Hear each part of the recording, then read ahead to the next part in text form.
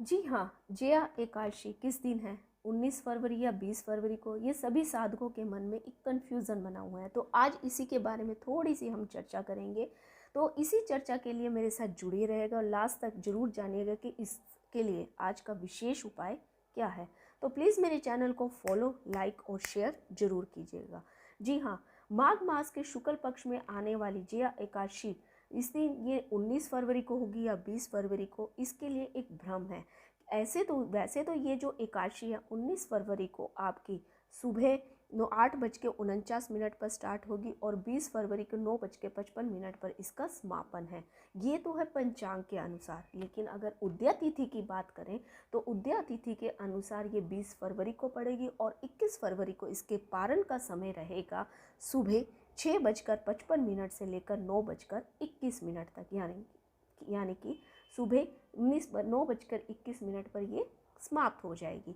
तो आपको उदया तिथि के हिसाब से चलना चाहिए, क्योंकि व्रत का पालन तभी माना जाता है। तो उदया तिथि के हिसाब से ये व्रत 20 फरवरी को पड़ेगा। अब बात आती है कि ये व्रत है क्या एक्चुअली में।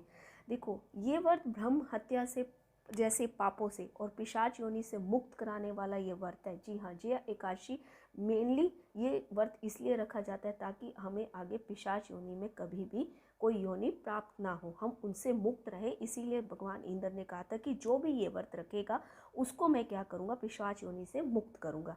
क्योंकि इसके संदर्भ में एक छोटी सी कथा है।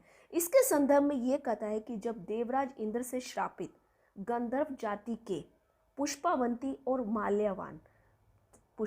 और माल्यवान दोनों पिशाच योनि में थे, तब उन्होंने इसका व्रत का पालन करके पिशाच योनि से मुक्ति पाई थी। तब इंद्र ने कहा था खुद कि जो भी जातक इसका व्रत करेंगे वो पिशाच योनि में से तो दूर रहेंगे, साथ में वो ऐसा माना जाएगा कि उसने जीवन भर पूरे दान दे दिए हैं और सभी योगों का अनुष्ठान कर लिया। इस तरीके का ये व्रत है।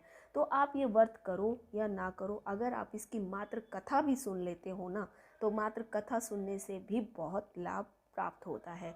अब आती है इस दिन करने वाले उपाय की विशेष उपाय।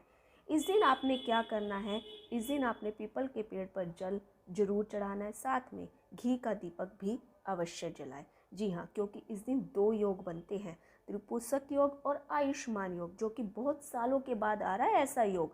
अगर आप इस दिन ये उपाय करते हैं तो आपके घर में 3 गुना सुख समृद्धि आएगी, 3 गुना सुख समृद्धि आएगी। साथ के साथ ये भी ध्यान में रखना कि आपके बच्चों की और आपकी आयु भी लंबी होगी।